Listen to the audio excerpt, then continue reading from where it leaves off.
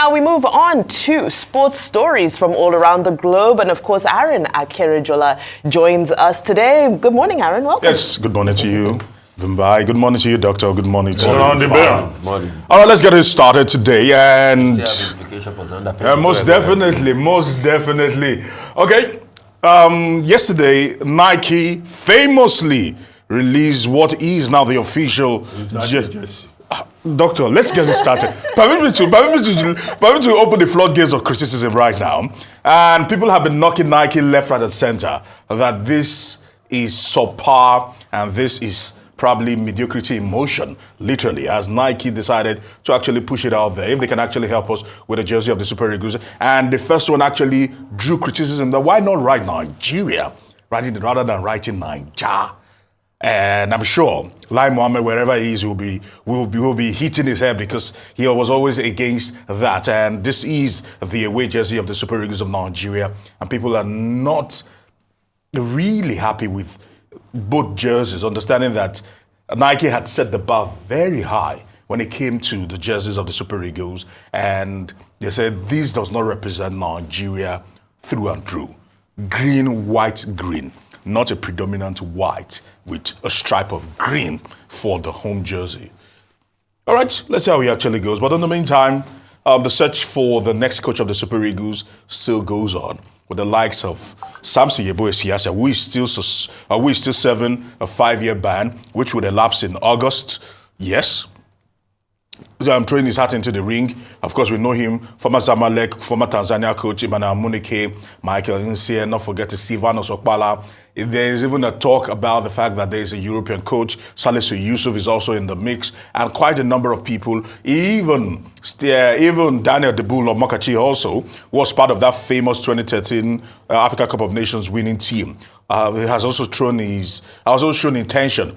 We even hear that Sunday Ugochukwu Olise maybe wants to have a second bite at the cherry again. If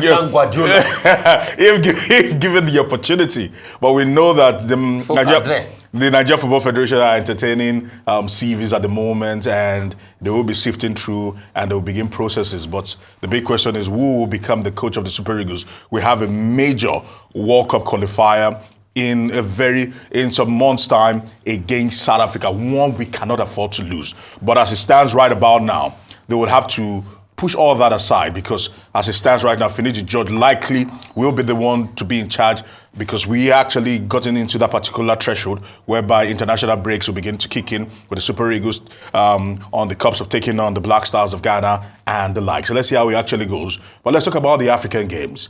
And I must say that it's been all cheers and everyone seems to be getting excited for those that are following the African game, not as popular as football and other sports. But let's talk about, first of all, because Blessing Oboro Dudu, once again, doing a clean sweep. She's been dominant, not just her alone.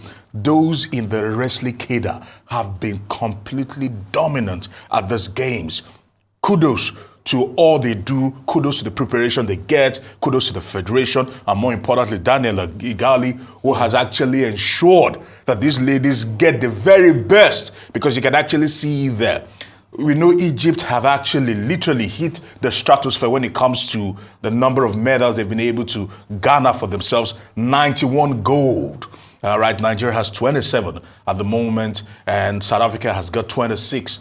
We're still hoping to see things play out because our top dog, and not just our top dog, our golden goose, talking about Toby Amuson, will begin her heat and the likes. So we're expecting a lot to actually pour in. And we know that the likes of Uche Shakiri and the guys from athletics are already beginning to burn up the heat, and they are really doing very, very well. And I like that you can actually see there. And kudos to them with all that they're doing. And we're looking like athletics is our street sport. We will still be dominating at the 13th African Games there in Ghana. Away from that, let's talk about another golden girl, Asisat Oshoala, as she decided to open an account for BFC. Kudos to her. We know what she brings to the table in terms of artistry and ability. And once again, she showed why she is one of the best in the world and arguably the very best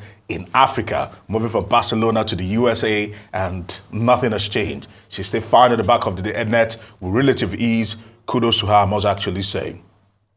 Agbabola. Yes, you can actually say that. Agbabola. Asisat Oshoala. Agbabola. Are you done? I'm done. Okay. I'm done. I just have to say that. Yeah, no.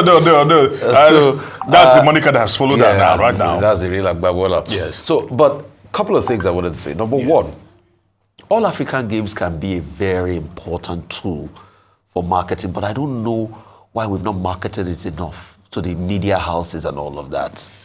The last time we had Koja, I mean, All African Games in Nigeria. Koja was big.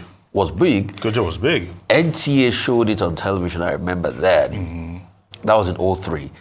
But we don't see a lot of that media right by and all of that because it's a sporting competition and it's just all about the marketing. I mean, if the big ones are not ready to buy, if we have those local sporting marketing companies that can market it effectively, then a whole lot more can be done at least to get it on the screens of people because things can only be big as much as you put television into it. True. So if we can look at that possibility. For the Nigerian Super Eagles coach, I think I'm going in the way of our favor Islam between the Finidi because Finidi has done a lot of developmental work and Amunike. And when you look at the work Amunike has done, yes, also Siasia, I know it will be a good comeback for him after his hiatus and his own battles, but I think Siasia has had his own stab at it. Couldn't take us to the World Cup, it's all right, it's fine with that. But I think if Finidi and Amunike should be given the chance because of the developmental work they've done in the past. I think Finidi had worked with on the 17s. Amunike, you remember? One day on the 17. One day on the 17, you know, with the likes of Osime and Co and all of that, the Wakalis of this world. So if we can get a coach that has a developmental flair, and these boys can definitely look up to him, and these guys can also be role models to them. I'm also happy about the fact that if Finidi and Amunike can be a role model. But I think it's time for us to be able to have that developmental Nigerian coach that we can really brush up. Because the fine margins are already thinning out already in football. So the days of you must have a foreign technical advisor like we used to sound of that time. And we went from the likes of Tide Libret to Joe Bonfrey to Westerhoff to Philippe Troussier, name it. I think that to Bora Milutinovic, I think that era is long gone. Let us develop somebody from within with a technical acumen, and if possible, bring a lot of support. I think Ulisse does some good work with technical acumen. He could, throw in being probably the coaching crew, not really headline. And then also, as regards Asisat Oshoala, I'm hearing next person, so I have to run, but she's an Agbabola. Oh, good idea. Agbabola, very quickly on the jersey. I think it's... I wanted to talk about you want to talk about the jersey. Where do we strike the balance between it being a fashion statement and being something commercially viable? Once you have a company like Nike on board, it's almost... it's a commercial product, It's no longer sort of a national symbol of patriotism. So where do you strike the balance between... The beauty is the Nike has actually been pushing out winners. That when you look at the jerseys, they are actually fashion statements. Doctor once said that it's not just don't play football, and I agree.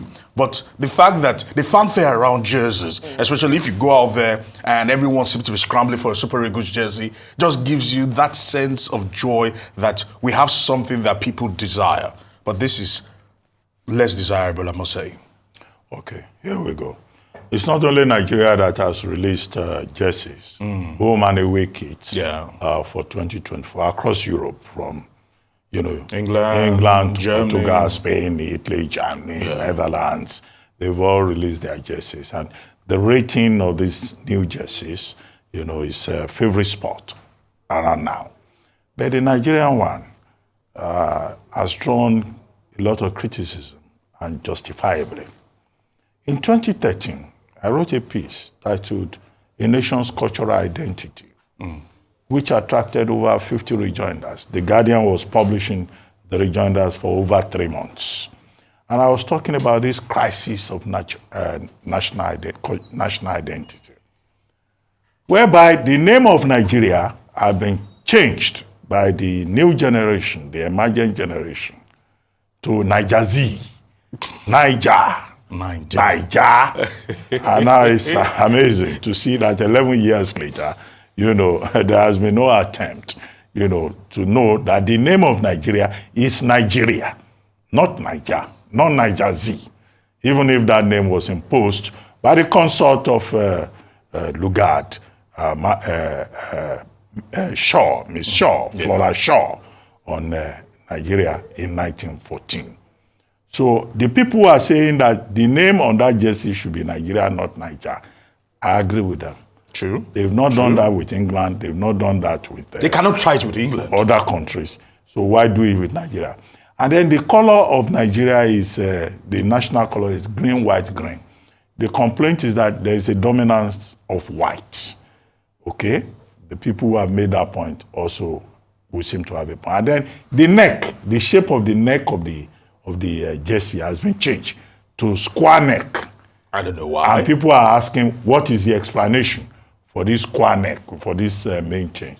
And that Nike has put a bold red, drawing more attention to itself on the jersey for the Super Eagles, that is drawing attention away. Why is that red not green, which is our color? So these are some of the questions that have been raised.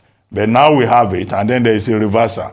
The traditional green jersey will now be for away matches, yes. while this white that you have just shown will be for home matches. So, these are the issues there. But it's too late. So much money will have gone into it.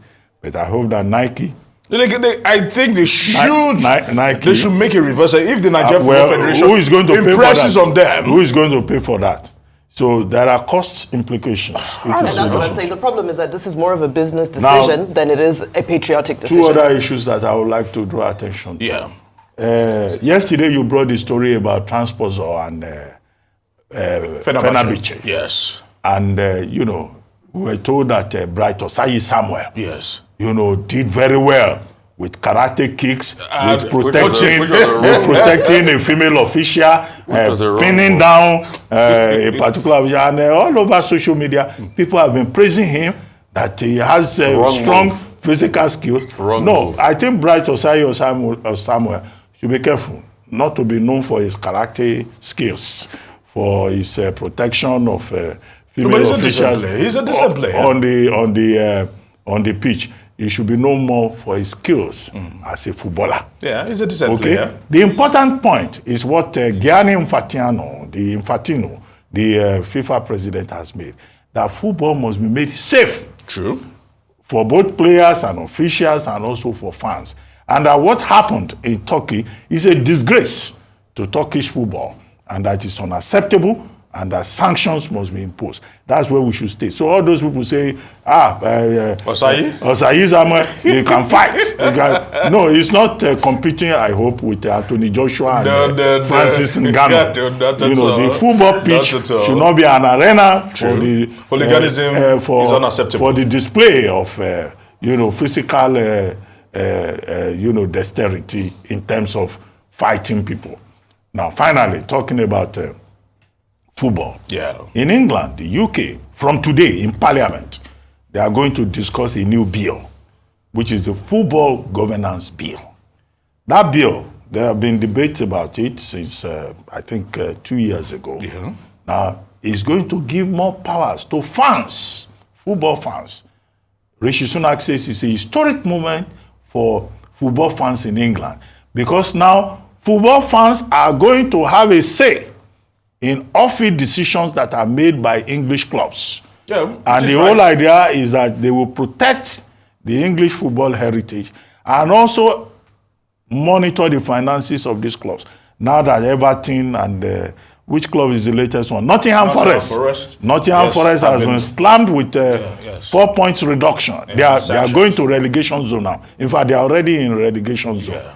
And as if the fans are more involved in the administration of football and the clubs, then of course, maybe the future of football. Now that's that's just straight out of the playbook from the German Bundesliga, where the laws are that 50+1. That means the fans must own a majority stake in a football club. But it has made the German league very lackluster. So because you see, what makes a league is the money that comes into the league. But fans are the lifeblood of Bundesliga is where it is today. It is marketability. Aaron, thank you so much for your time today. Thank you. These are awesome stories from the world of sport.